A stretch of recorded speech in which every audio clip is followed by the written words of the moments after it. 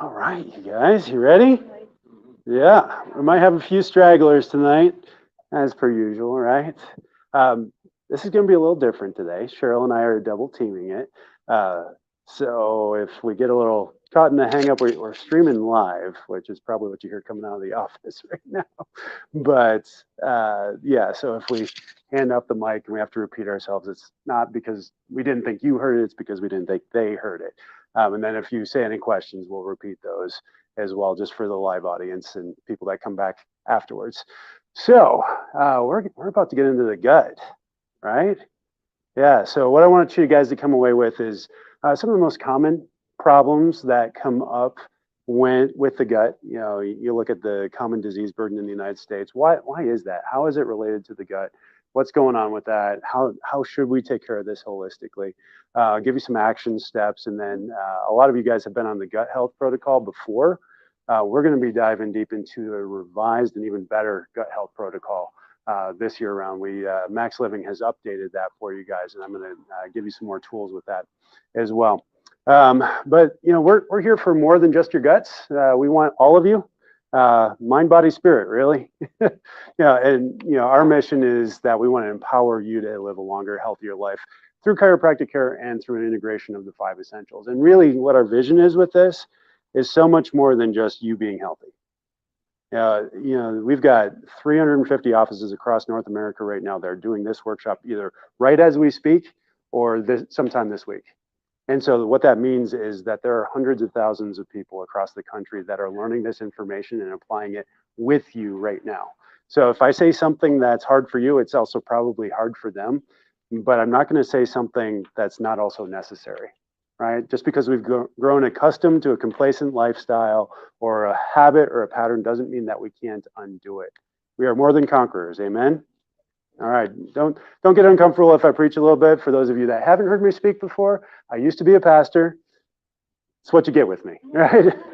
I'm not trying to convert you. I'm trying to teach you, and preaching just comes second nature with that. So, Hippocrates said, "All disease begins in the gut." How true is this? Well, if you've been in the office and you've been hearing Dr. Field talk for a little while, you heard him say, "Oh, it's about 90% true." And I think there's some nuance in that. You know, if you're going statistics and statistical breakdown, it really comes down to what do you believe the gut is?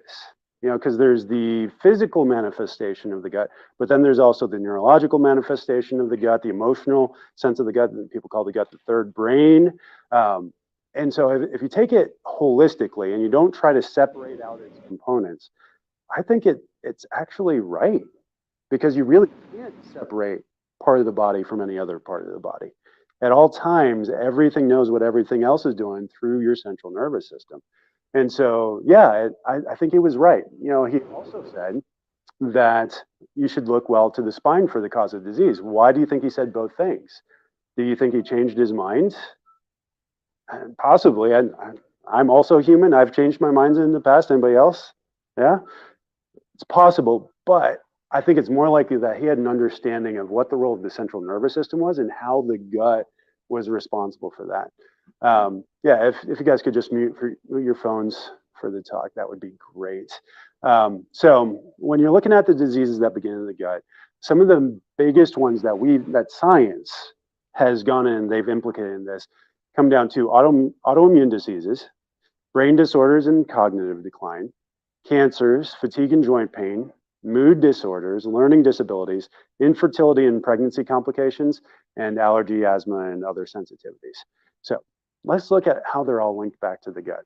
So number one is this major premise, and this is something that's always been around forever, but D.D. Palmer actually wrote it down. He's the first person that we saw actually wrote this down, and basically what he said is, you know, when you take it all and put it into simple phrases, that your body is designed to heal, and you see that from a very young age. You know, a toddler, you know, starts learning how to walk, and they fall and they scratch themselves, and within 2 days, it's like they never even had the scratch, right?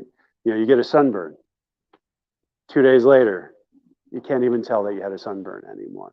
You know, even cancers at any given moment, any one of us could go under the microscope and find cancer cells. But 99% of the time, our body is intelligent enough to kill that on its own. And so we honor the body so that it has every opportunity to heal and function well. We provide it with the right tools to allow it to function properly. So what controls it? The nervous system, right? For your heart to beat, for your lungs to breathe, for a cut on your leg to heal.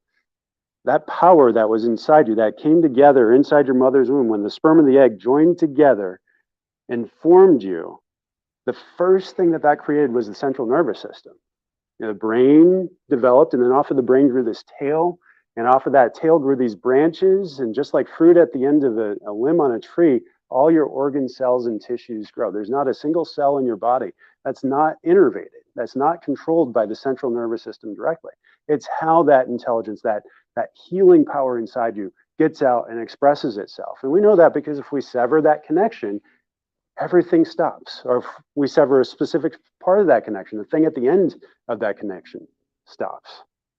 And so when we make sure that stays connected, then your body has every single opportunity to heal. But if you look at the world today, it's really broken down, whether you're talking to a chiropractor or a medical doctor or a naturopath, you can fall in either of these two categories. These are very opposite categories. You've got allopathy and you've got vitalism. So allopathy, and you guys tell me which one you think is the dominant one here. This is the one that says that basically, it's the Henry Ford version of healthcare. It's replaceable parts, everything independent of the other. There's one cause to any specific disease. You're looking at the germ theory. It's opposites cure. It's guided by scientific method. And it sounds good, especially when you look at it. It's like is treated with dislike. Homeopathy it very much falls into this category of allopathy in that it's still treating symptoms, but it's like is treated with like. It's a little bit more. Yeah. Just a little bit more detail on the opposites. Think about antibiotics. Think about, is that on there? Anti-inflammatories, analgesics. Those are all anti something or another, or the opposite of. So that's kind of what we're talking about here, just to make it a little clearer. Yeah, absolutely. I mean, that's why you see anti in so many of these different names. When you're dealing with allergies, it's antihistamines. It's not anti-allergy, it's antihistamine because they're specifically dealing with that histamine response. And then what are the treatment options? Well, pharmaceuticals and surgical interventions. That one gives it away, right? What are your medical doctors trained in? By and large, 99% of the time, they're following the allopathic model of medicine. I mean, nurses, Cheryl, that was your training, and that's what you trained nurses in for the better part of 2 decades. Yeah, absolutely. And there's definitely some value here. I mean, where you see this work the best is actually emergency rooms. If you have a knife sticking out of your abdomen, right, what do you need to do? You need to get that knife out and keep you from bleeding to death and make sure it doesn't get infected. And all those antis actually work in that moment to keep you alive. But that's like sending the firefighters in. How long do you want the firefighters in your house? Till the fire's out. Then get out, right? Especially if it's just a kitchen fire. You don't want them wrecking the living room or the bedrooms or the bathrooms. You want them out of there. And that's actually where allopathy is at its best. Now, vitalism, on the other hand, it says that the body functions as a coordinated energetic entity, that disease exists in the absence of health, that the body is always doing something intelligent, that it just needs support in doing that. And that treatment, it's coming through reestablishing physiological function in the body. So which one do you think I subscribe to? Yeah, the one on the right. Because really, when it comes down to health, whether you believe in allopathy or you believe in vitalism, the definition of health is a state of 100% optimal function in the ability of your body to heal. Medical doctors agree on that. The World Health Organization agrees on that. The problem comes when you only treat symptoms. Where are you living? You're living between 0 and 60% function overall. And so really, here's the thing. When you guys choose another healthcare provider, you need to be interviewing them. You need to be interviewing them and seeing where is their mindset at. Because if you truly want to get here and you hire somebody that only knows how to get you here, are you ever going to get here? No, they're not going to be able to get you there. And so one of the breakdowns in the current healthcare system and current healthcare model isn't just that they only believe this stuff, it's also how specialized everybody gets, right? I mean, even nurses, like you guys go in and you focus on one thing, and that's your thing, and you're really good at that thing. And in a crisis, I don't want anybody else but you helping to deal with that. But the best specialists in the world, they're just looking at this one thing isolated from all of the other stuff. And we have to see how all this works together. And that's going to be our approach when we go to the gut. We're going to take a vitalistic approach tonight to really breaking this down. So what is the state of the union? Are we doing well? Is that allopathic model that we've subscribed to for the last 125 years, is it working? It's getting worse. And actually, the statistics right now are scary. The last 5 years, we've seen our health and life expectancy steadily decline. And 1 year each year for the last 5 years, our life expectancy went from 81 down to 75. And who's it affecting? You'd think it would be the old people, right? We just went through COVID. It's all the old people that are dead. No, the old people are still getting older. It's the younger people. When we look at, and this is a Blue Cross Blue Shield report, they were looking at where is the apex of health? Where does it happen now? Well, it used to be in the 30s, mid 30s. Right now it's at 25. Our maximum peak, the healthiest that we ever get, is at 25 years of age if we do things the way that we've always done them. If we do things the way that culture does them, we're going to end up the exact same way that culture does. 75 years old, dying on 11 different medications of probably 25 different diagnoses, and whatever the most popular disease diagnosis is will go on your death certificate. Got anything to add there? Not really. No. No. It's what it is. It is, yeah. Yeah. So let's look at your gut. Your gut is so important in this process. It really is. So basically, when you look at the digestive system and what we call the gut, it's a big, long tube. Starts with the hole at the top and ends with the hole in the bottom and has several accessory organs, right? So you got your mouth, your esophagus, your stomach, your small and large intestine, your anus, and in between, we have the liver, pancreas, and gallbladder jumping on board and playing along. When that's functioning well, it gives your body the opportunity to function really, really well. Anything to add there as far as the anatomy or general physiology of that? Yeah, and they all interact, obviously. They'll probably get to it, but the nervous system feeds a lot into how the gut works. And again, without everything functioning, you get dysfunction, the opposite of function. Yeah, every single part has to work in order to coordinate this together. So a big part of this, so right, you've got all this, and when you look at the cellular level of this, basically that tube is made up of a semi-permeable membrane. So imagine that this is a big circle, and that the surface area, when you take that all out and you dissect it out, is about 4,000 square feet.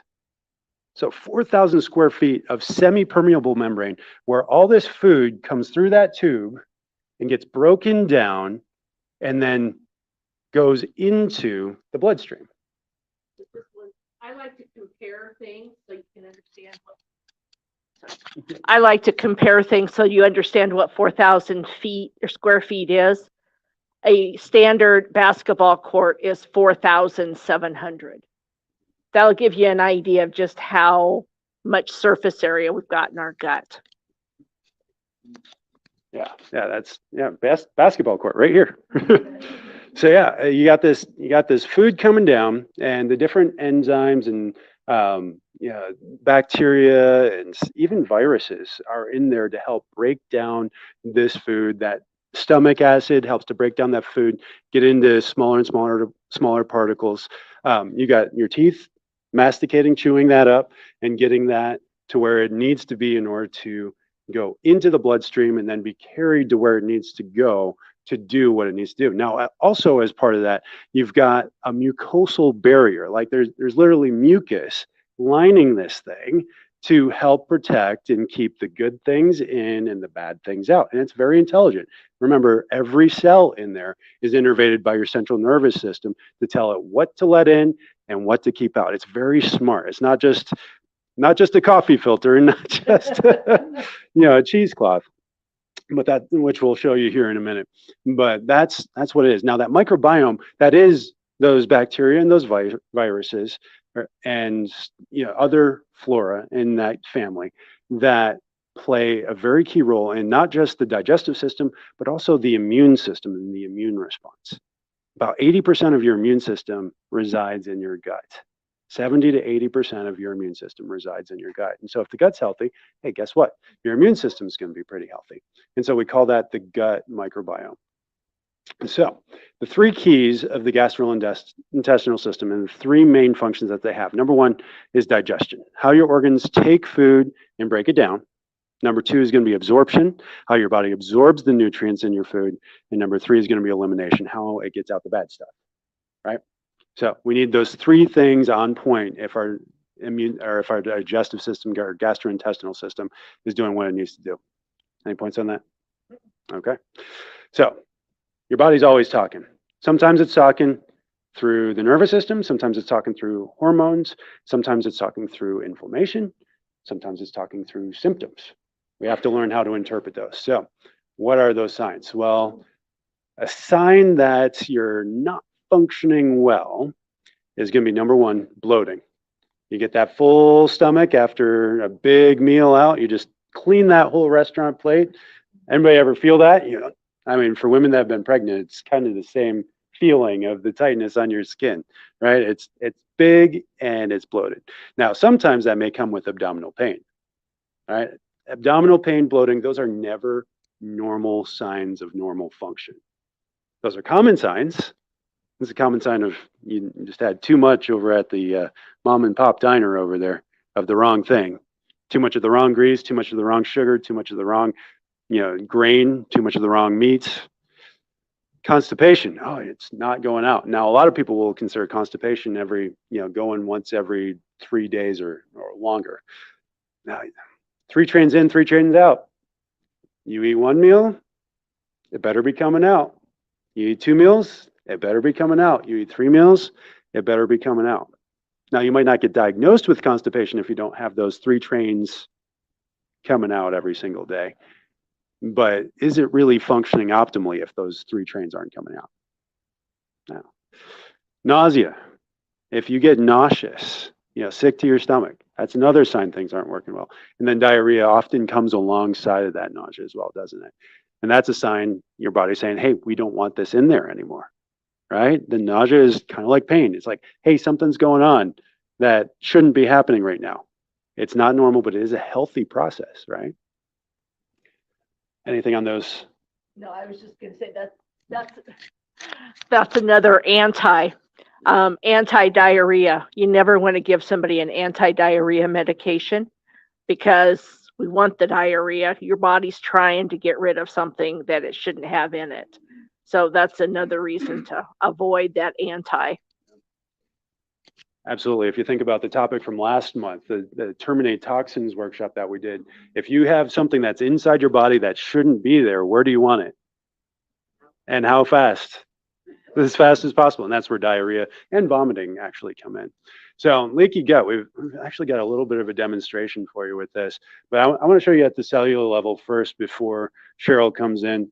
So we've got a lot of different things with leaky gut, and what leaky gut is, in a lot of ways, it's a catch-all. I know irritable bowel syndrome is the bigger catch-all right now because it's like, oh yeah, you're not digesting well, so we're just going to call it IBS. There's no blood tests that go with it. There's no lab work, no diagnostic tests. It's just, oh, your gut's not working properly, and a lot of it is due to leaky gut. And so when we're looking at leaky gut, basically what's happened is you've got some sort of irritant in the food or chronic inflammation that's breaking down these gap junction cells. Now, 2 very popular things that you've probably heard of if you've been in this office for any length of time. One would be gluten, and then the other one would be glyphosate. Who knows what glyphosate is? Roundup, yeah, the active ingredient in Roundup. And so what that does inside the human body or inside an insect's body is it breaks down these gap junction cells. Now in an insect's body, it cannot stay alive, right? In a plant's body or a weed's body, it cannot stay alive. In a genetically modified food's body that isn't designed to survive the glyphosate, it doesn't. But it breaks down the connection there and it creates these gaps. And what happens is these bigger food chains, they make it through into the bloodstream. Your body's still intelligent. It just had an interference here. So what's going to happen? White blood cells that are in your bloodstream are going to be sent to this area where these big protein chains are coming in, and they're going to start binding to them. And there's going to be more blood flow to that area. Inflammation, right? This is an appropriate inflammatory response. But if you keep doing the same thing over and over, right, it doesn't just take care of this one. You don't just get these white blood cells coming in, breaking down that chain and making sure it doesn't do any damage where there's inflammation. They will also, as more and more of those get in, your immune system will start to learn what that chain looks like. So it doesn't have to learn every single time. And if it finds the similar chain elsewhere in your body, it'll start to attack that. And so let's say that happens to be maybe a improperly digested chicken cartilage, like you were just eating chicken. Where do you think the inflammation is going to show up inside your body? Where's your immune system going to recognize that same cartilage chain? In your knees, in your hips, in your elbows, in your fingers, in your hands. And this is how a gut problem can become rheumatoid arthritis. Right? Your immune system is so smart, but because you didn't listen to some of those signs when that was just in the digestive system, that inflammation, that bloating, that nausea, the abdominal pain, now all of a sudden it's in the joints. And it's not that the food particles got there. It's not gluten attacking your joints. The gluten just, it did what it does, right? We got way too much concentration. It broke down that gap junction cell and it created that. And then, yeah, now a lot of stuff is getting in there. And so maybe it's your hands, maybe it's an organ or a certain patch of cells. Maybe you're getting rashes on your skin, all because your immune system is very smart and connected to your nervous system, and it learned. But it learned because of our bad habits and bad behaviors. Now you've got a demonstration. Okay, so of course you guys know I'm a teacher, and demonstrations tend to stick.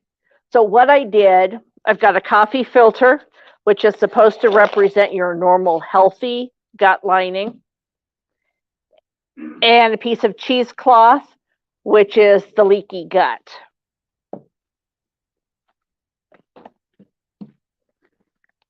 In here, I have water, but I also have some sand and a few little shells and assorted other stuff. So we're going to see, hopefully.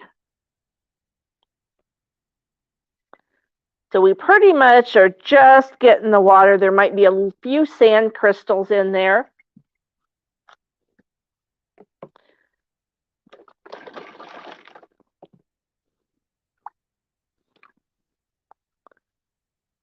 Okay, see how much cloudier that is?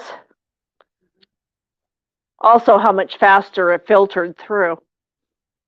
Because this one's still dripping and it's a whole lot clearer than this one.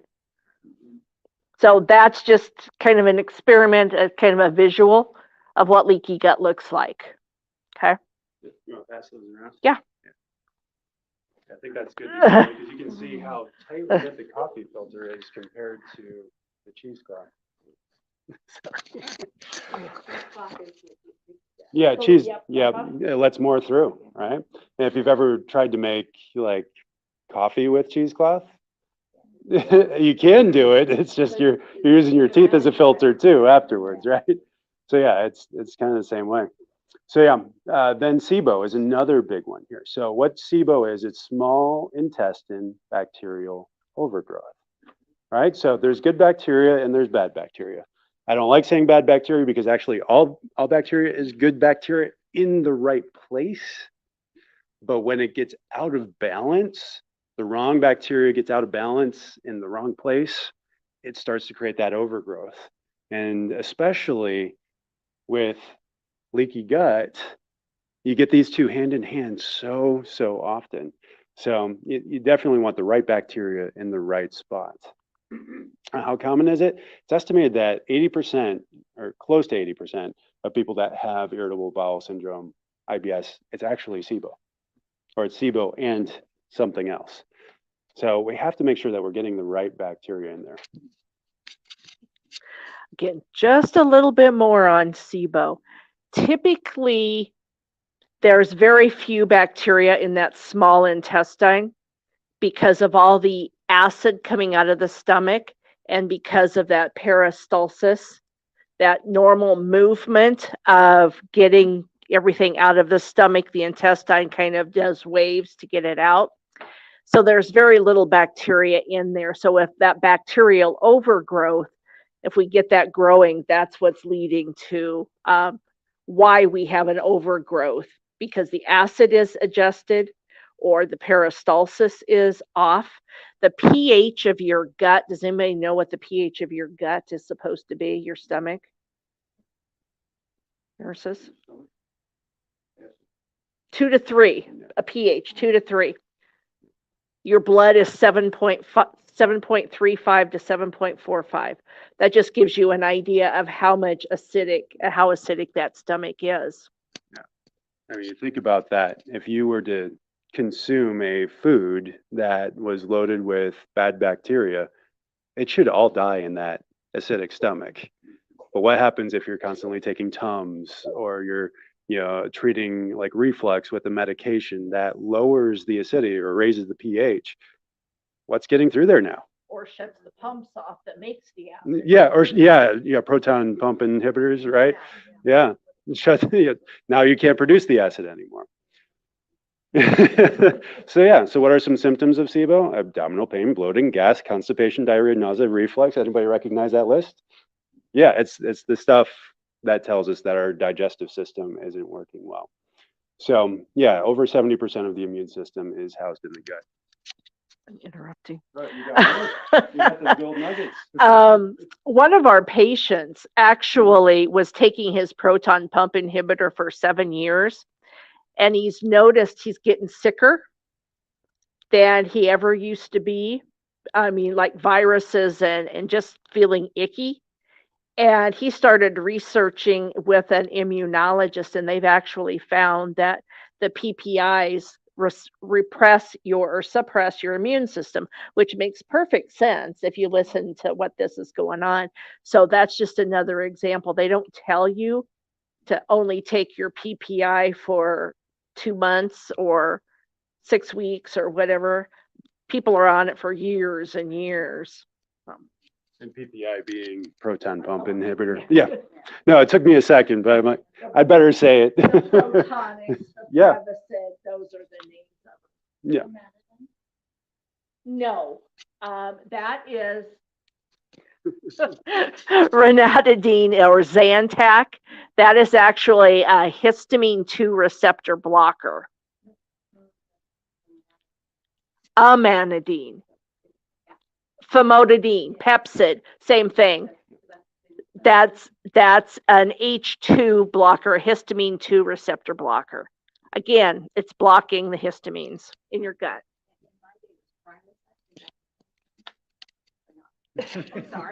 Prilosec is your proton pump inhibitor. Oh, Shuts down the pump. Yep. That's how I gain weight. Yeah. Yeah. Well, and you think about these things like an H2 blocker, a proton pump inhibitor, they're literally blocking the things that your body is doing in response to what's going on. So is it actually addressing the cause? No, it's symptom management, and you're never going to get healthy with symptom management. And that's, my biggest problem with drugs. Like there's always a time and a place. Yeah, especially in an emergency room, but they're never going to get you healthy. And if you've been told that you have to take this for the rest of your life, time to get a new doctor, right? All right. Yeah. 70% of the immune system is housed in the gut. You know what this makes me? Angry.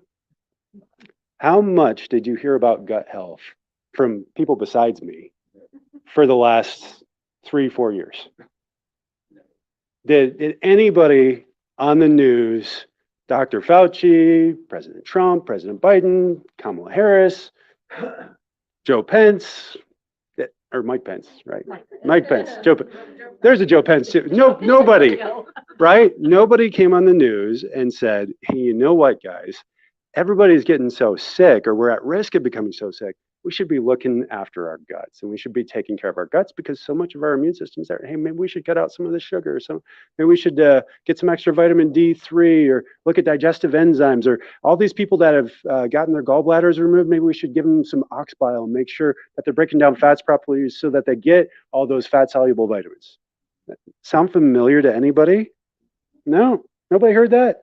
Maybe from me, right? How about requiring the doctor to put you on it to follow up periodically to see if you still need it? Yeah, follow I was through. put on that when they Yeah. accidentally, gave me a problem, and it's been 8 years, Your famotidine. and I've never seen that back home to the doctor once since then, and I just probably said no. What else have we seen a massive uptick in the last 3 years? I mean, this you will see on the news. Mental disorders, right? Anxiety, depression, like through the roof, skyrocketing. I'm not exempt here. Like there were times during, the pandemic when everything was still shut down where I was just like, I don't feel good about myself and who I am or where I'm going. And I had to, sit down and talk with my pastor. And I'm not ashamed to say that, when you need help, ask for help. Talk to somebody that you need help from. But when you look at the gut and just the feel-good hormone, serotonin, right? 95% of that is produced in the gut. Dopamine, another feel-good hormone. 50% of that is produced in the gut.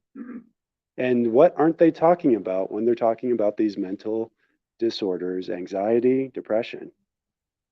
Gut health. We have to address that. Did you have anything on that?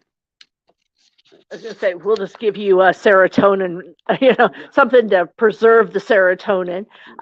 Again, the dopamine kind of, and that's what, it helps smooth out movement. It also is kind of that feel good, the serotonin again.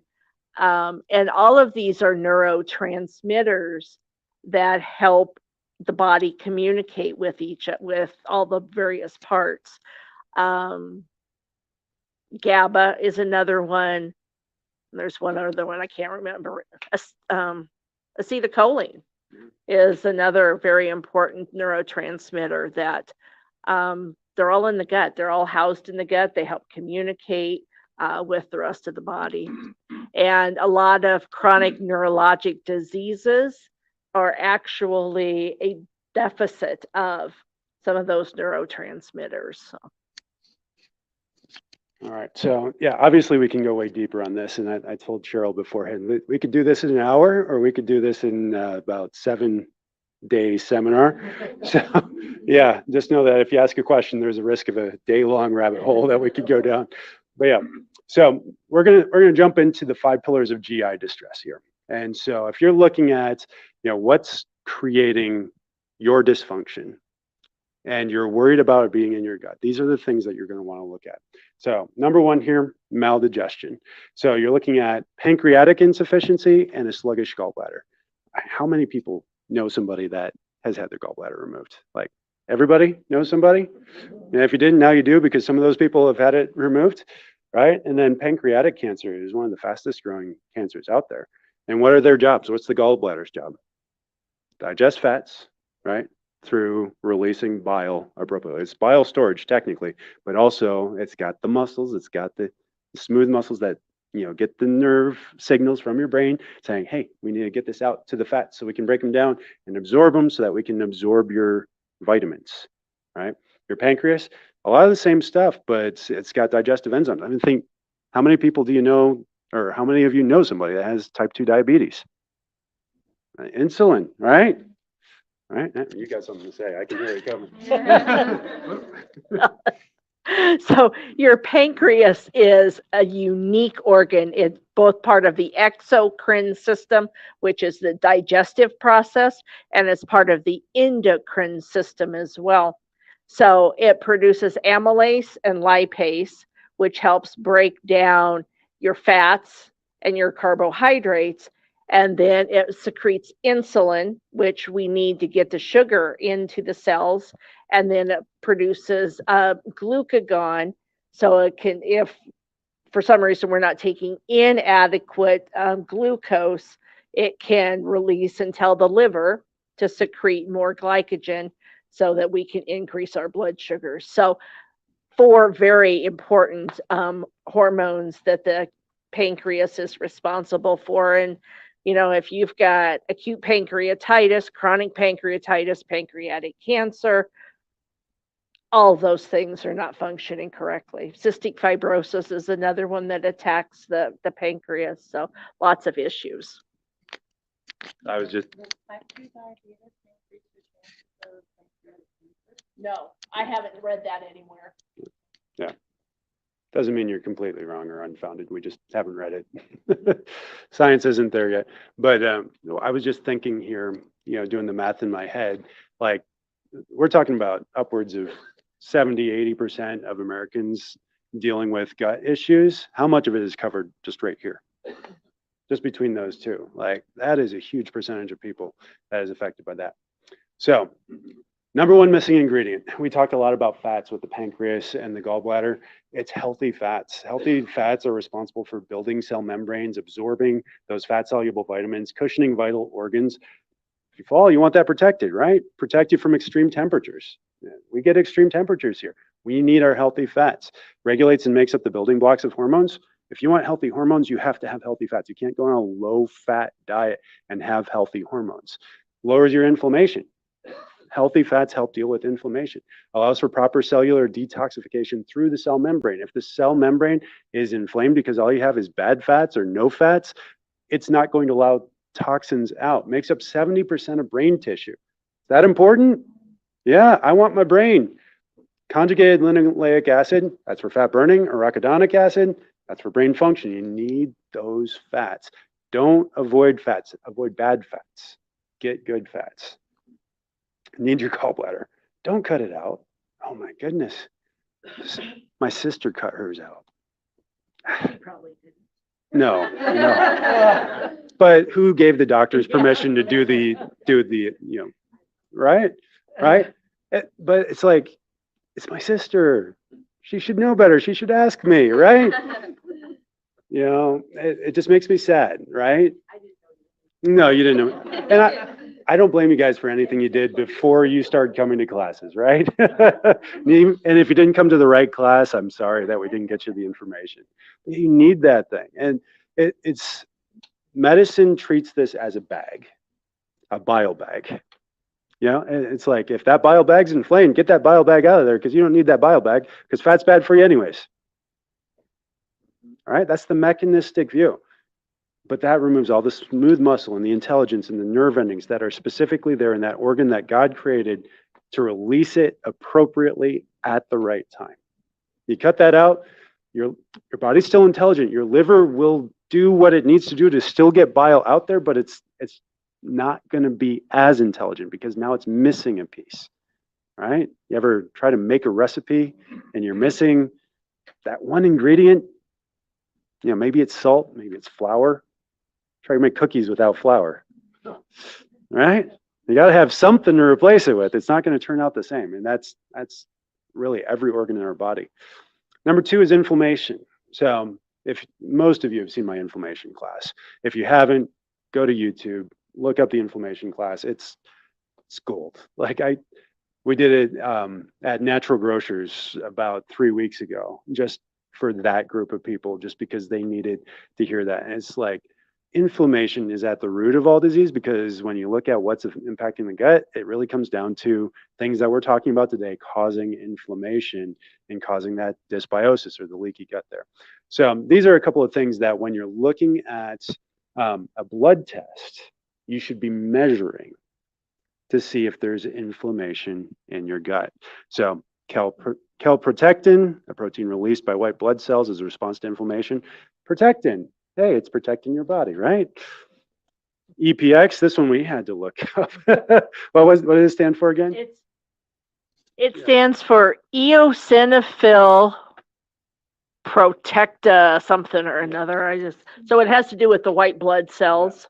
Yeah, but basically it's measuring that histamine response in the gut, what eosinophils are responsible for. And then this fecal secretory IgA. So IgA is part of that immune system, the immunoglobulins type A. That's coming through fecal material. That's another thing that you want to look through. So the protective mucosal lining from the mouth to your backside, right? So that's the things that you're looking for when you're looking at inflammatory markers that will tell you how well your gut's functioning from an inflammation level. Pillar number 3, metabolic imbalances. So you want to look at your short chain fatty acids. So again, if you're not getting fats, if you do a blood test, you think you're going to have a lot of short chain fatty acids in there? Oh, and it'll show you exactly how well that is. And butyrate concentration, so that is a specific type of short chain fatty acid, and the concentration will go down if you have metabolic imbalances. Beta glucuronidase, that one was a digestive enzyme, I believe. And I believe that's the same with propionate too. Yeah, and acetate.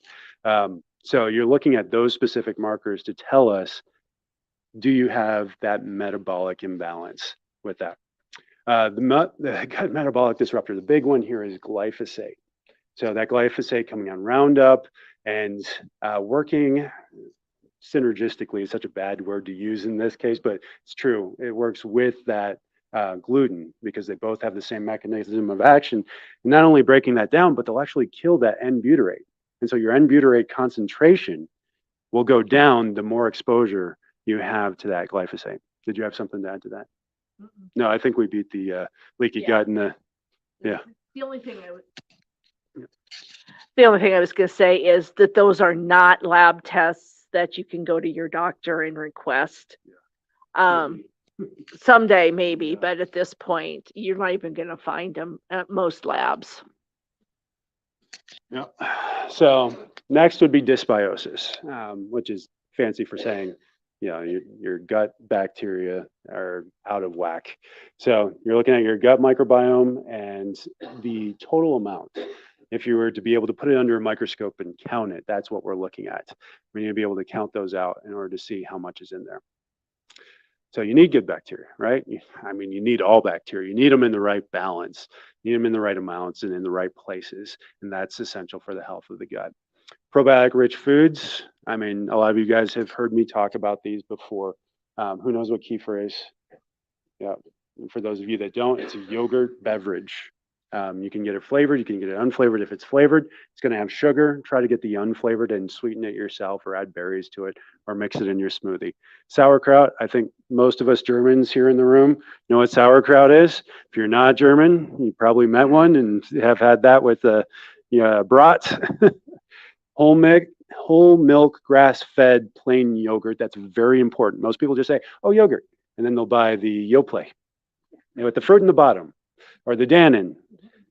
Is that actually going to be beneficial for your gut? No, because it's got so much sugar. That sugar is going to feed the bad bacteria. Even the good bacteria that are in there are just not going to get the opportunity to excel and thrive in there. Tempeh, I don't think I've ever had. I've seen it. Anybody here have tempeh? No, I think you'd have it in a sushi place, sushi restaurant maybe. I don't know. Not the typical Western European fare or Eastern European. Kimchi. I've had kimchi thanks to this gal over here. Yeah, that's a probiotic rich food. Think of like that's kimchi, right? Yeah. So it looks a little bit and presents a little bit like sauerkraut, just a little bit more diverse. And then your last one here, my favorite, kombucha. Basically soda, but fermented and has those good probiotics and prebiotics in there. And you want that with the mother, and ideally look for something that's lower sugar, but it does need the sugars in it to make those bacteria grow in there. Did you have something to add there? I was just going to add that the greens are important as well. So it's not just the fermented, but you have to give it the green. So you've got the vitamins so that the body has the vitamins it needs to process. Yeah, prebiotic fibers is basically what you're looking for in the greens in order to feed those probiotics. You can't keep one alive without the other. If you take probiotics every single day and you never have a vegetable, guess what's happening to those probiotics? They're dying and you're pooping them out. Infection is the next one. So yeah, obviously you can get septic and die from infection, but you can have low levels of infection, whether it's parasitic infection or a yeast infection or a bacterial infection or a viral infection, and it'll disrupt everything else going on. So it's not just that dysbiosis, but it can go straight into infection as well. So 3 steps to process, or 3-step process to heal and recover. Number one, and this is true for anything, guys. If you've got a symptom, this is what we should be doing. Number one, identify the cause or causes. And this is where medicine and even my chiropractic education were severely limited. They wanted me to find one diagnosis to fit all of your symptoms. We're way more complex than that. You can have 5 things going on at the same time. You can have all 5 of those things going on at the same time, and oftentimes you do. But yeah, once we identify the cause, then let's remove the interference, and you can make that plural, right, if it's multiple things. And then number 3, let's restore that balance or get back to vitality. Yes, ma'am. What causes polyps? Polyps. Or in your colon? So Colon? polyps are precancer. Yeah, right. what causes them to? So that's actually a really good question that I have about a 3-hour presentation for. But you know, it's no, there's a genetic component to it, but even genes come down to the environment that they're grown in. And I believe there's 5 things, if I can remember them, that create it. Number 1 is an environment that's either too acidic or too alkaline. And it's not always one or the other. You can drink too much alkaline water or too much baking soda or whatever and get yourself into too alkaline environment. There's certain polyps and cancers that'll grow out of that. You can also go the other way and go too acidic, and that's actually more common in the United States as we go way too acidic because all sorts of reasons, mostly diet, right? And we get too acidic or we get too alkaline. Number 2 would be that sugar, right? We're too reliant on sugar, and cancer and precancers feed on sugars. It's almost exclusively, it's a carb eater. Number 3 would be that inflammation. You get too much inflammation in there. And that goes to number 4, which would be that imbalance between good fats and bad fats. And then 5 would be toxicity exposure. Really, I mean, when you're looking at it, when you get those toxins, and all of them will put you in a place where you become an inefficient sugar burner, where you're basically taking 1 carbohydrate and you're turning it into 2 energy, as opposed to taking 1 carbohydrate and turning it into 32 energy. You get yourself in this place where basically you're an alcoholic is the process, and it makes you really inefficient with how you consume energy. So those, if I'm remembering right, those are the 5 major things. I'm sure there's way more. I have a cousin who's a cancer researcher, and she's going to kick my butt over that one because I'm going by the seat of my pants. But did you have anything to add there? A lot of it, and part of it's there's nothing he said that isn't true. I'll put it that way. But just to elaborate, yes, you might have some genes, but something has to turn those genes on. Exactly. Everybody has some cancer genes in them. It just takes the right or the wrong combination of environment, of toxins, of stress, of diet to turn those on.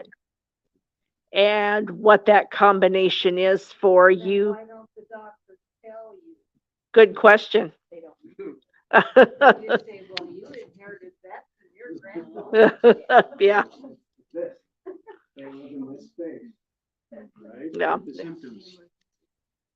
Treat the symptoms, not treat the cause. That's real. And we get that question all the time. Like, why don't my doctors teach me this? One, they don't know, because they were trained allopathically. They weren't taught to think about it from a cause perspective. Get to the cause. And when you find a cause, why is that there? Ask the question at least 7 times. Why is that there? Why is that there? Why is that there? And go on down the line to get there. Yes, ma'am.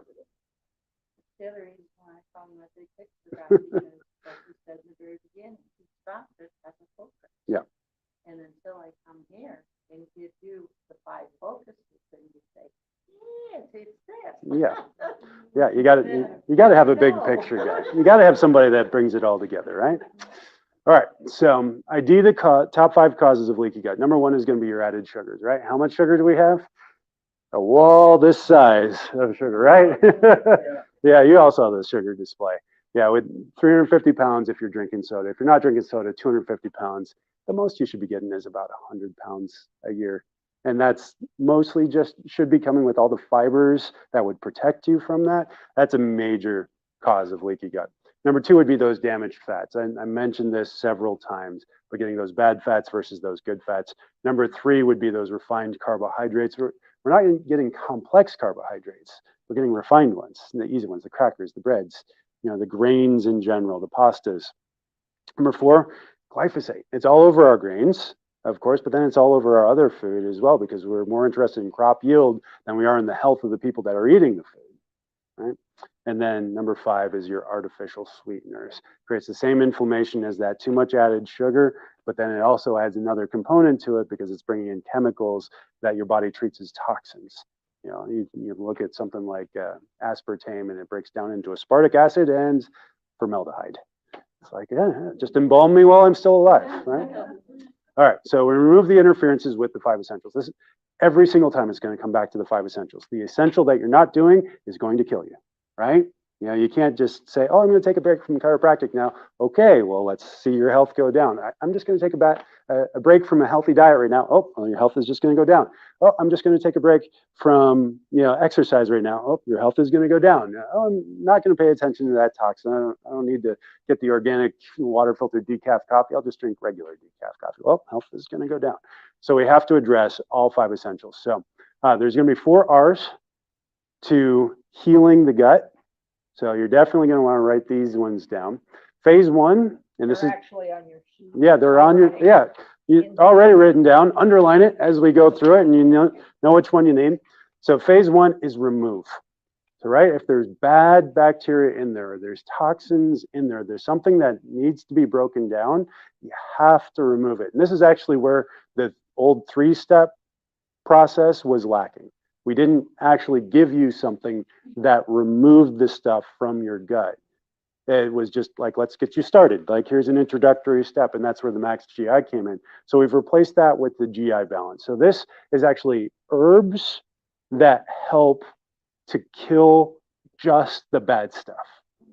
They have antibiotic, antimicrobial properties, things like berberine, bearberry extract. Like, there's a list of about 100 different herbs on the back of this, and each of them has been studied and shown that they actually will attack bad bacteria where it's overgrowing. And there's something to it. And the more I look at this, there's an intelligence when you're working with plants.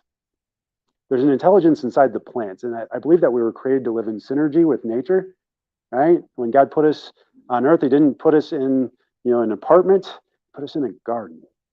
He told us to take care of it.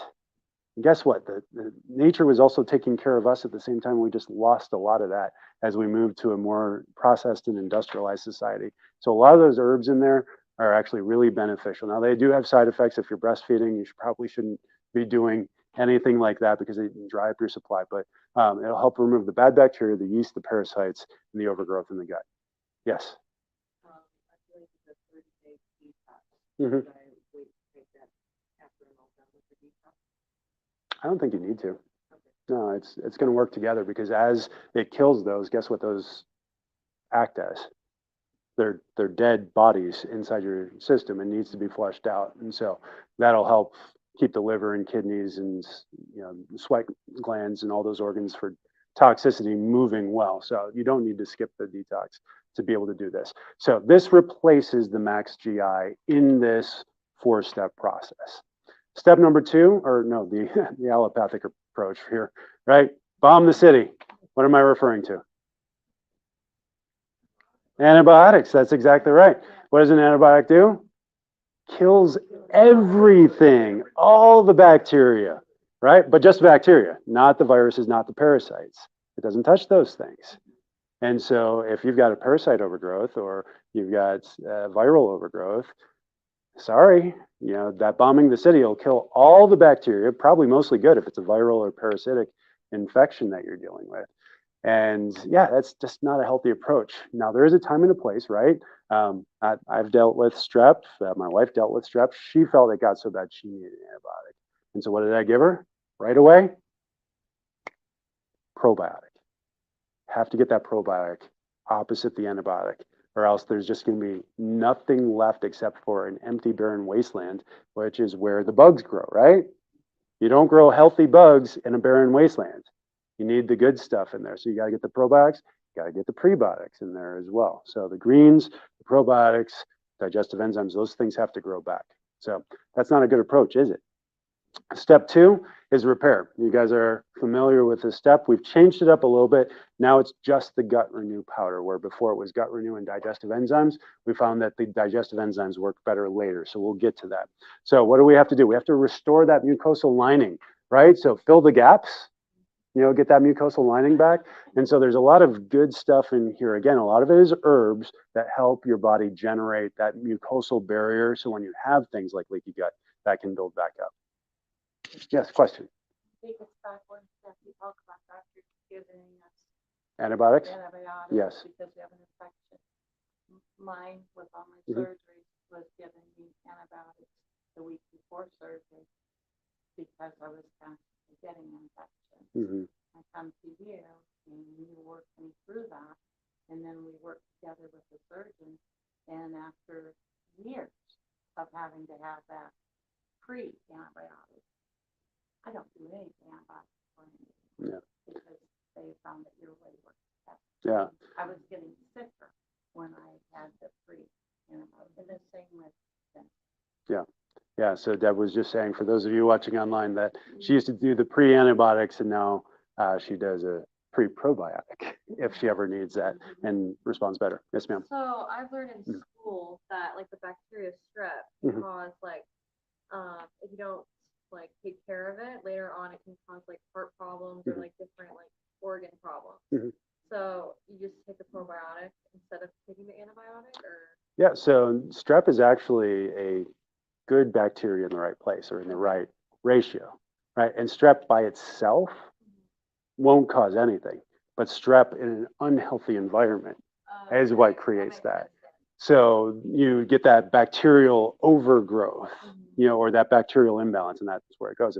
If we bomb all the strep out of the system, even if we had targeted bombs, right? We have high-tech bombs now. They come on drones. We just go in and we drop it just on the head of the one bad guy, right? Even if we had that, you would actually get less healthy because strep still has a function inside the body, whether we know it or not. yeah. And that's the thing, is we have not broken down all these bacteria inside the body and said, oh, you do this, you do this, you do this. I guarantee you that strep has a good function inside the body. Do I know what it is? No. Do you know what it is, Cheryl? No. No, no, it's not. But It hangs around us. yeah, It's always got strep. yeah, If you would culture your skin, yeah, you'd find strep. yeah. Yeah, it'd probably be in your throat too. I mean, we Yeah. did this in a lab, in chiropractic school even, and we're like, oh, look at all that strep. But how many of us were actually sick? Yeah, very, very few, because we were, and especially in chiropractic school, we were focused on function and vitalism and building the body up. And when you do that, you don't have to worry about, oh, you've got strep A or you've got E. coli. E. coli is one where we know it needs to be in the rectum. Yeah. It needs to be down there, but you put it in the upper digestive tract, that's a really big problem, right? And so it has its place, but you don't want to bomb the city for the sake of, one terrorist, right? Let's bomb the terrorist, or just get a sniper up there. Okay. All right. So we did the repair, right? We got to get that mucosal barrier up there. Next, we have to replace. And so, whereas before this would come with the building up the mucosal barrier, now we're waiting until we get that mucosal barrier in to add that digestive enzyme back in. And we're going to give that its own entire week while we're still doing that. And you see these things are additive. So it's not just 1 week of this and then you replace it with the next thing. It's you do 1 week of this and then add to it in the second week. You do start your week of this, and then in the third week you add your first week of that while you're doing the third week of the first one and the second week of the second one. And the digestive enzymes are just going to help to replace the ones that maybe leaked into your bloodstream or just passed through your gut because there wasn't anything, a healthy enough environment for them to live. And so that's where those will come in, and they'll help with the natural breakdown of protein, carbs, fats, fibers, dairy to get it to the place where you can actually absorb it into your body in a healthy way. Then the fourth step here is replenish. And so this is brand new. We always did the probiotics as the last step because we wanted to make sure we had an environment that could support the good bacteria when we put them in there, but we didn't have the food for it there. We didn't have that prebiotics. And so what the microbiome support is the prebiotic yeast that your body needs in order to absorb and house and feed and create that population base inside your gut, really rebuild the city after we've done all the stuff that bombed the city and cleared out the population of good bacteria. So, you look at the 4R system and you see how to use it there. Everybody that's here has that. If you're watching online, put a comment in the box that you'd like it. You probably need your email address if you're not a patient here. But this is that whole system. So normal price on this is $193.15, which is actually one of the better prices because we've had patients say, oh, $193.15. I wonder if I can save some money. They run down to the store, to the nearest health food shop, and they say, hey, can you give me all this stuff? And then they give it to them, and it's lower price, but then they bring it back, and they've got all the additives, and it doesn't have all the ingredients, and it's not as good. And so it's like, man, you get what you pay for with supplements. Sometimes in a really bad way. I was watching a video about one of the top selling supplements on Amazon the other night. It's not even a real company.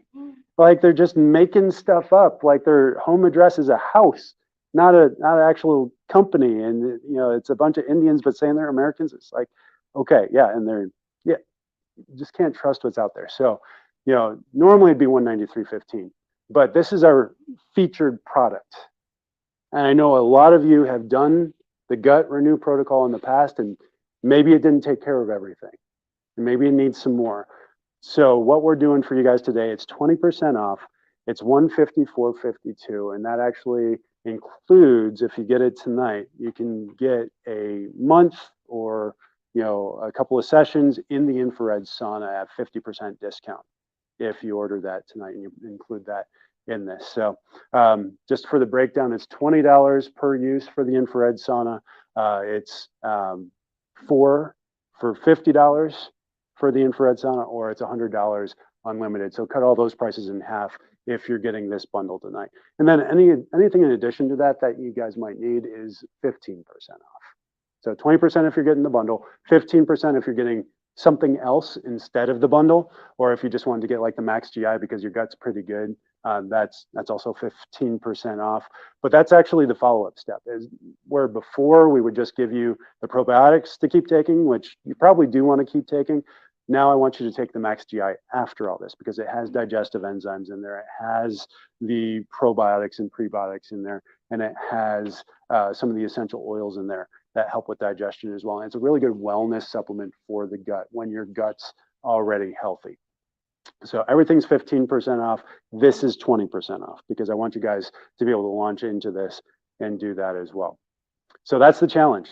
30 days, or really 28 days because it's 4 weeks, but it launches even further, right? Because that last supplement is a 30-day supplement, and so you're going to need to go out about 7 weeks total with this, and then you'll want to support it afterwards. But the challenge tonight is if you're dealing with any of those things, whether it's suppressed immune system or, that dysbiosis, or, you've got leaky gut, or somebody's diagnosed you with irritable bowel, start the challenge.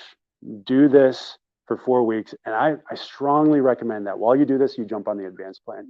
Because if you're feeding yourself the sugars and you're giving yourself the bad stuff and the stuff that's been treated with antibiotics already and it's coming into your system, it's not going to work as effectively as when you're eating a healthy diet. And the advanced plan is our healing diet. And so that's where you want to get started. That's the 4-week, 4 R's challenge for you guys. But if you're not doing this, ignore all that, right? And what is that? It's chiropractic. If your nervous system isn't healthy, does any of this matter? Is it going to work? Maybe it'll get you to here. Maybe you'll start feeling better. But what good is feeling better if you're still going to die of cancer, heart disease, a stroke, you're going to get dementia or Alzheimer's disease? Right? Sounds like 95% of Americans right there. And it's because we completely ignore the most important part, the gut, and it's directly connected to, it is part of your nervous system. You know, your heart doesn't work properly without that working properly. Your lungs don't work properly without that working properly.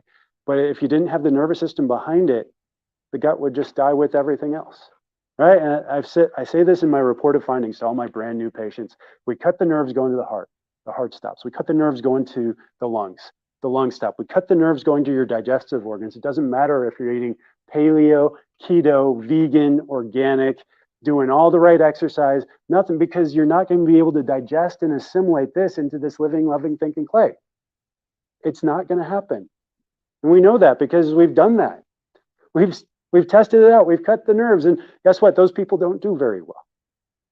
Those people don't do well at all. When I hear people getting an ablation, I've got a cousin, Facebook friends. Maybe she's watching this. I hope she is. Yeah, she is a nurse, right?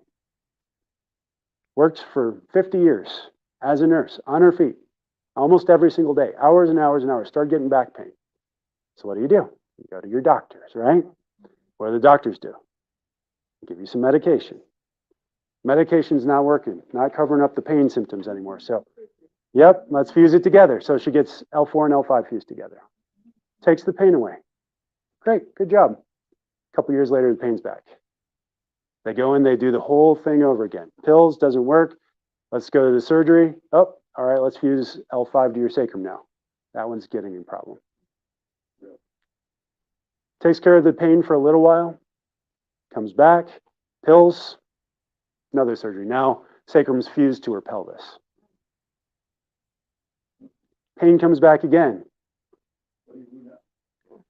She's got Harrington rods all the way up into her thoracic spine now. Guess what's still there? The pain, because what's still there? The cause, the problem. And so I don't see any of her posts at all because of Facebook's crazy algorithm until she's in her neurosurgeon's office and they're going to do a nerve ablation. It's where they literally burn the nerves down here that are causing the pain. What is that going to do to all of this? Yeah. And maybe not all of it because they're not burning it. They're aiming at just the ones that feel. But that's less than 5% of that nerve. You think the digestive system is going to function as well as it should. It's like, who needs to be under chiropractic care? Everybody. And if you have a healthy nervous system, I'll tell you and I won't charge you. I'll give you a high five. Like, that's my goal for all of you. I want a bunch of people that can't pay me anything because you're too healthy. And you're telling all your friends that do have nerve problems to come in, and then they pay me until they get healthy. Then they stop paying me, and then they tell all their friends and they come in, and then we have a healthy city. And my kids can marry healthy people. Right? Because I'm getting to the point where it's like, I don't care about my age people anymore. I'm already married. I found somebody that we're healthy together, and now let's create healthy people for our kids to be around, but I can't find any because all the kids are depressed and anxious and have digestive systems that are huge problems and learning disorders, and they have asthma and allergies, and unless they're in this office, what are they? They're sick, unless they got lucky. And that group is becoming smaller and smaller and smaller because they're completely ignoring this stuff. They're not paying attention to the 5 essentials. They're not investing in their health. They spend money on feeling better, but that's it. And so how long do I want to see you as patients? Forever. How long do I want you to pay me money for? No longer than it takes to get you healthy. Might it take a while? Maybe. Depends on how long it took you to get to me, right? Does your insurance care about it? Do they care about you at all? They care about your money. They want you to pay them that same amount every single month for the rest of your life. It's not going to fix it. Going Medicare for all is going to break it. But the private insurance isn't going to do it either. Guess what we need? We need healthy people that can make money for the rest of their lives and have a savings account at the end of their lives that can sustain them for as long as it takes. Because relying on anybody else to pay for it is going to get you stuck. You're going to be stuck down here because of that definition of medical necessity, right? Any care that seeks to promote health, prolong or enhance the quality or longevity of life is not considered medically necessary and therefore will not be covered. Does your Medicare want you healthy? No. They want you dependent on the system. Does your Medicaid want you healthy? No. They want you dependent on the system. Does Blue Cross Blue Shield want you healthy? Does United Healthcare want you healthy? Does your medical doctor want you healthy? Yes, they might. Do they know how to get you there? Are they stuck in the same trap, same system? Where should they be? Here. They should be learning this stuff. I mean, Cheryl didn't learn all that much from me except big picture. Yeah. Right? That's so much of it is big picture, and that's what it comes down to. We are fearfully and wonderfully made. Our bodies are designed to heal, and you are enough. Amen? All right. So what are the action steps here? First step. Yeah, okay. Nurses are much better at knowing the whole person Yes. than the doctors. So Yes. keep that in mind. Those of you who are nurses, we see the big picture, but we have to tell the cardiologist, the pulmonologist, the GI docs, the renal, the orthos, et cetera, what's all going on. So we do see it. Absolutely. Yeah, I mean, if we're going to change the healthcare system, it's the nurses that have to be here, right? Because we're not going to get to the doctors unless we get to the nurses. Yes. After COVID, Yeah. we were going on COVID, which I had for 40 weeks, we came out free septic. And you brought me back, and I was telling you their problem with my heart. And the neurologist had me scheduled for one of those. The ablations. For my neck. Yeah. And I haven't had it. Yeah. I told him I was going to try you first. He told me to see me back. Praise God for that. Yeah. No. So the first step, get checked. Right. If you got a symptom, get checked. If you have a slip and fall or a car accident, get checked. If your digestive system isn't working, get checked. Number two, keep coming. Keep coming back. Right. My people perish for lack of knowledge. But it's not just knowledge, it's also the application of the knowledge. And so hopefully tonight, guys, you were able to take a lot of notes, or you're looking at that sheet and you're like, oh my goodness, yeah, now I need to do this step, and this is my golden step. If you don't take action on it today or tomorrow, your odds of ever doing it are quartered or cut by 75%. You have a 25% chance of ever doing anything just by waiting until after tomorrow to start on this stuff. So go home tonight, talk to your significant other, talk to the person that cares about you most, and say, hey, this is something that matters to me because I want us to be together, high quality of life for as long as possible. We got to start doing this thing because this is what resonated with me here tonight. And so do that. And then next month, guess what? It's going to be something else. And the next month, it's going to be something else. And so we've got a couple of upcoming events for you in the next month. First one, June 10th, Saturday. We're doing a Saturday morning class because I have two guests flying all the way from North Carolina to fly out and teach us oils and how oils play a role in all this stuff. Going back to the toxins, going back, to the gut, going back to all this stuff. Yes, it does play a role in all this. So Saturday, June 10th. Have we picked a time for that yet? I don't think we Yeah, I'll do my adjustments and then we'll do it. So how about 10:30? We'll say 10:30. I'll get it on a flyer. We'll get it out. So Saturday, June 10th is going to be the next class. And then follow up. If you know somebody that should have been here for the toxicity workshop, which again is who? Everybody. On June 17th, my birthday, my 40th birthday, right? I'm going to be going out to Natural Grocers and I'm going to reteach the Terminate Toxins workshop in their kitchen space, in their teaching kitchen space. And that's the one here in town, here in Lincoln, at 48th and O Street. And it's a great little spot. And then you can start bringing stuff up to me afterwards and they're like, is this good? Is this good? It's always a lot of fun when we do that there. So that's June 17th. That one's scheduled for 11:30 a.m. So 11:30 on June 17th, we'll do that Terminate Toxins workshop. So 3 action steps. 1, I gave to you, get your nervous system checked. 2, What's your thing? What resonated tonight? What do you know you need to go home and do? And then 3, keep plugging in. You know, I had so many people tell me for this workshop, oh, I saw that one last year. Anybody else here last year? Yeah, a couple of you. Did you learn anything new? A lot. And I changed stuff because I learned a lot between last year and this year, right? So even if it's the same topic as last time, keep coming because I keep learning and I want to give that to you. I want to feed you for as long as I'm here and as long as you're here. I want you guys coming. There's a little clip on here. Maybe you guys are here for it. Maybe you're not, but it talks about if you're not at the classes, you're not actually a max living patient. You're a chiropractic patient because you come and get adjusted. If you're not at the classes, you're missing a huge piece of what we're trying to give you.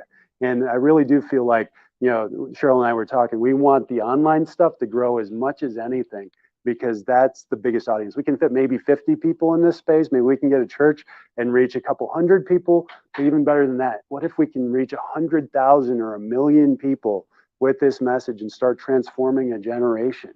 You know, maybe it's just Lincoln, maybe it's Lincoln and Omaha, maybe it's the state of Nebraska, maybe it's beyond. I mean, we have 350 offices across this country. We can really do it, but we have to be the ones that engage. If it doesn't start here, it doesn't go, right? How do you watch them? That's on youtube.com/@Dr. Jake Tucker. Yeah. Usually I do. And then for anybody that signs up for the class, you are going to get a link to the live stream page, as well as a link to the online store in case you go home and you're like, oh, I really should have gotten that, and you didn't. So you'll have a link to the online store to do it. Yes, ma'am. The bottom here, it says change brands every 3 months for best results. Yep, that's for probiotics specifically. Okay. So ours don't. No, we only have one source of probiotics. And the sourcing is actually really important because if you get it only from the same place ever, always, I think Yeah. the package of that. that has very limited amount of probiotics in there. That one's specific to the vitamin D3 and it helps that absorb well. And so that one you don't need to change. But I would say if you have, and this is what I do, I keep a bottle of probiotics at home and I don't take it all the time. It's not there for me to take all the time. It's there for me when I'm fighting a bacterial infection to help rebalance everything. And so once I finish that bottle, I don't buy another bottle from here. I go to doTERRA and I buy their probiotic. Or then I will go to Red Clover or I'll go to Natural Grocers and I'll buy whatever one they have on sale. And then I'll keep switching it up and I'll make sure it's good, high quality probiotic. But I'm constantly switching that probiotic, so I'm getting a different source all the time. And I'm always looking to try new things. Like I'd never had kimchi before, and then, Kim's gonna bring me some more.